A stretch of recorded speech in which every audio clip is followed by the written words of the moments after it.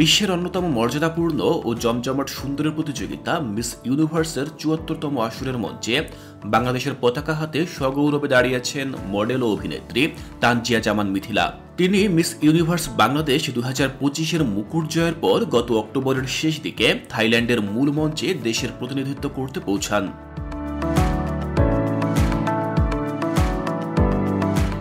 তবে এ সময় এসে হঠাৎ করেই আলোচনায় এসেছেন এই মডেল। মিস ইউনিভার্সের একটি অনুষ্ঠানে তাকে স্বল্প বসনা বিকিনি পরে সুইমিং পুলের পাশে হাঁটতে দেখা যায়, যা নিয়ে দেশের ভক্ত অনুরাগীদের মধ্যে চলছে আলোচনা ও সমালোচনা। থাইল্যান্ড থেকে সামাজিক যোগাযোগ মাধ্যমে নেটিজেনদের মাঝে তার পোশাক নিয়ে চলমান বিতর্কের বিষয়ে একটি ভিডিও বার্তা দিয়েছেন মিথিলা।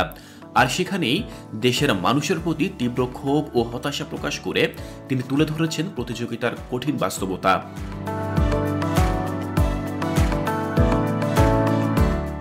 ভিডিওতে মিথিলা বলেন, আমাকে অন্যান্য দেশের মানুষ ট্রল করলে আমার কিছু আসে যায় না, কিন্তু আমাদের দেশের মানুষ তো দেখছে আমি কি কষ্ট করছি। একটা এত বড় দেশ থেকে যদি ভালো একজন প্রতিযোগী এসে চেষ্টা করে এত কষ্ট, এত ডিসিপ্লিন, টাইমলি সবকিছু করা, এত এফোর্ট, এত কিছু শিখে, এত কিছু করেও যদি নিজের দেশের মানুষের থেকে অ্যাপ্রিসিয়েশন না পায়, তাহলে তো এটা খুবই কষ্টের।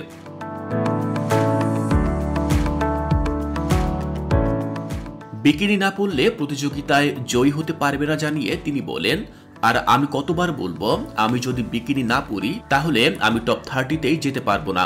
আপনারা তো চান যে আমি জিতি, আর জিততে হলে আমাকে তাহলে বিকিনি পরতেই হবে।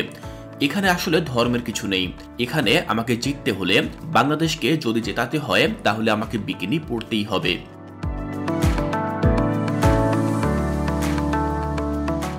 তিনি জানান, বিশ্ব সুন্দরী নির্বাচনের প্রতিযোগিতার এই জায়গাটা অনেক বড় একটা জায়গা। এতগুলো মানুষের সাথে কম্পিটিশন এবং এখানকার সবাই খুব ভালো। এদের সাথে কম্পিট করতে হলে তাকেও ভালো কিছু করতে হবে, আর মিথিলাকে বিজয় করতে দেশের মানুষকেও এগিয়ে আসতে হবে।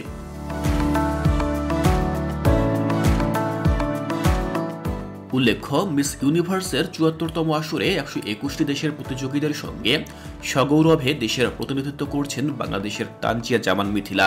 থাইল্যান্ডে শুরু হওয়া এই আসরে ইতোমধ্যে ভোটের তালিকায় দ্বিতীয় অবস্থানে উঠে এসেছেন মিথিলা। তিনি পাশে থাকার জন্য সবাইকে ধন্যবাদ জানিয়েছেন। সেই সঙ্গে মিস ইউনিভার্সের মঞ্চে বাংলাদেশকে এগিয়ে নিয়ে যেতে ভোট দেওয়ার আহ্বান জানিয়েছেন।